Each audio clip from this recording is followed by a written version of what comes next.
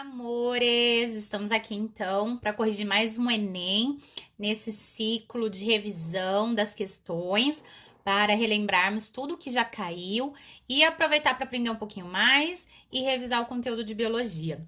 Essa primeira questão do Enem de 99 é uma questão que envolve conceitos de geografia, de estatística, é uma interpretação de tabela, mas a gente fala bastante sobre esses conceitos quando a gente conversa sobre densidade populacional lá na ecologia. Então, a questão fala de um grupo de alunos que estava analisando esses dados e o primeiro grupo deveria colher dados que apoiassem a ideia de que combatendo agentes biológicos e químicos garante-se a saúde. No caso desta tabela, a gente não tem nenhum dado trazendo aqui efeitos colaterais, efeitos de profilaxia, né? Nenhum dado que corrobora com este primeiro grupo. Já com o segundo grupo, que deveria coletar informações que reforçam a ideia de que a saúde está relacionada à condição socioeconômica, esse grupo pode aceitar essa ideia com base nos dados que traz pra gente que quanto maior a baixa renda, maior o analfabetismo e maior a mortalidade infantil e vice-versa, tá? Então, questão de interpretação aqui de dados, a resposta era a letra B. Já a questão 2 e 3 está bem contextualizada sobre genética e clonagem, sendo que essa técnica de clonagem a gente fala bastante em sala de aula no terceiro ano e sempre aparece nos exercícios. Então, o exercício fala assim, que da vaca W a gente ficou com o núcleo, da vaca Z ficamos com o óvulo anucleado e foi inserido esse núcleo dentro desse óvulo. Esse embrião foi colocado numa vaca Y, que era mãe de aluguel. Então, o DNA genético, ou seja, o DNA contido no núcleo de W, que vai ser, que vai conter, então, as características genéticas do clone, que será inserido no Y, apenas. O exercício poderia perguntar sobre as características de DNA mitocondrial. Aí, se fosse DNA mitocondrial, seria da Z, porque como ela que doou o óvulo, as mitocôndrias estão aqui no citoplasma, ok? Já na questão 3, ele fala assim, se Y, que é a mãe de aluguel, for a mãe verdadeira biológica de W, quantos por cento o clone tem do DNA de Y? Aí a gente tem que lembrar que o clone não tem pai. Então, essa vaca W recebeu 50% dessas informações genéticas de Y e 50% do pai. O que ela tem de informação genética, ela passou para o clone. Então, é 50%, tá? Pois o clone não tem pai.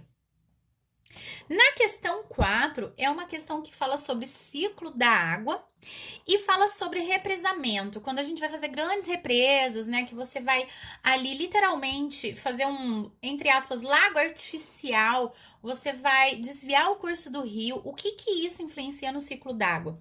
A primeira e a segunda fala que não causa impactos, nem precisa terminar de ler, porque todo represamento causa impactos na natureza, principalmente no que tange a fauna e flora local, tá?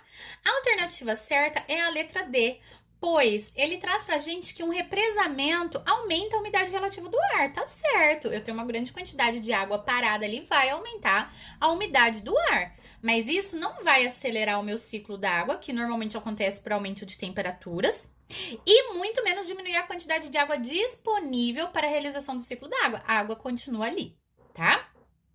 A questão 5 também fala do ciclo da água, mas envolve a energia solar. Aí, neste sentido, a questão tem um diagrama, fala sobre usina hidrelétrica, usina termoelétrica e pergunta por que no Brasil deve ser incentivado a utilização de usinas hidrelétricas. Horas, essa é uma forma de utilizar-se fonte renovável para a produção de energia. Então, a primeira está absolutamente certa.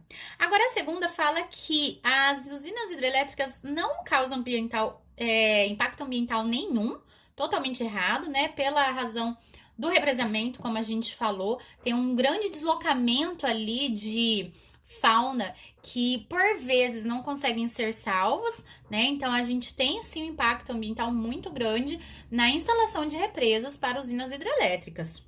E a terceira fala que aumenta o índice pluviométrico da região do Nordeste. Gente, por mais que aumenta a umidade, né, não é o suficiente para aumentar a quantidade de chuvas no Nordeste, visto que ali a vazão da água é muito pequena pela quantidade de solo seco e pouca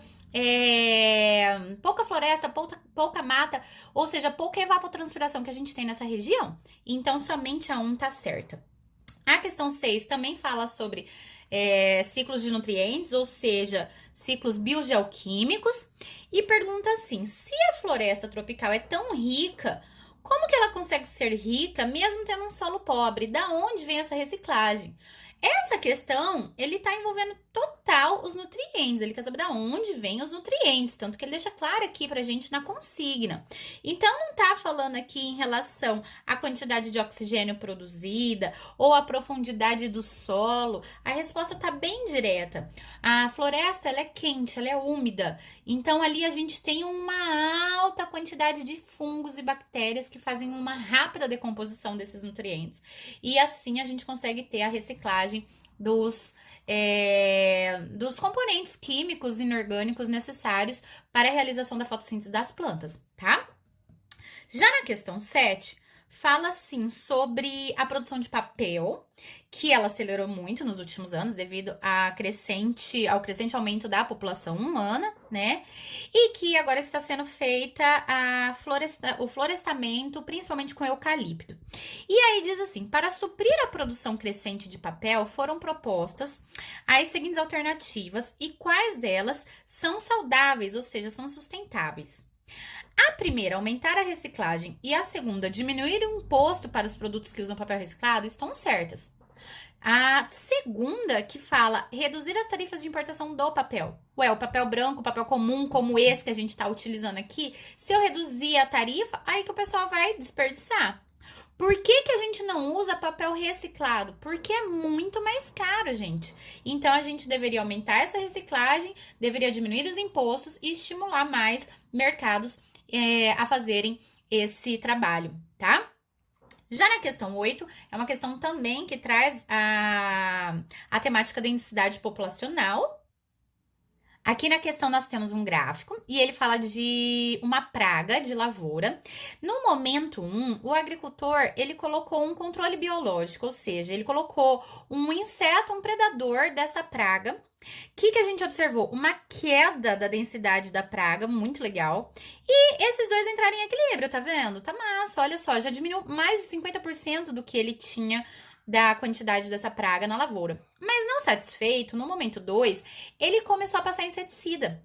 E aí, o que ele observou? Logo depois, a população de praga voltou a crescer aceleradamente.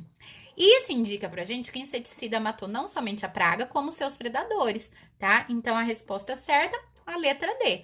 O inseticida atacou tanto as pragas quanto seus predadores, entretanto, as pragas recuperaram-se mais rápido do que os predadores e voltaram a dominar o ambiente. Agora, na questão 9, a gente tem uma questão de imunização. Fala assim, a criança 1, ela recebeu soro. A criança 2, vacinação. Aí, analisando-se os gráficos, é para você achar qual seria a criança 1, a criança 2, em relação à quantidade de anticorpos.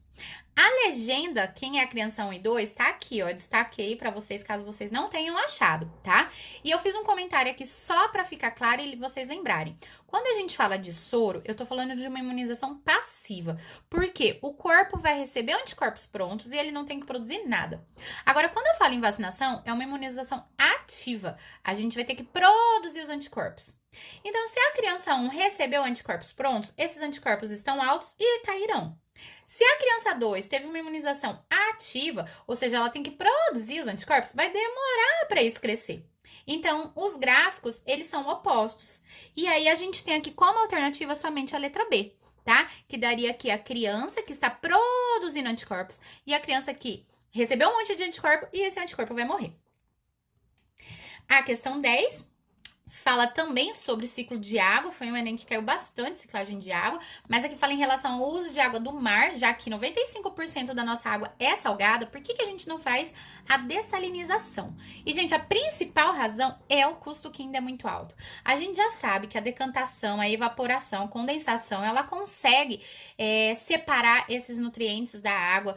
A gente sabe que tem comprometimento de vida aquática, mas isso, com todo cuidado, a gente pode fazer um manejo, entendeu? Então, a principal razão não é essa, é porque o custo realmente é muito alto. Para finalizar, a questão 11 fala sobre a leptospirose. Ele traz aqui pra gente como que acontece para uma pessoa se contaminar com leptospirose e você tem que colocar em ordem essas 4 afirmativas. Então, lembra assim, quanto mais lixo a gente produz, mais proliferação de ratos.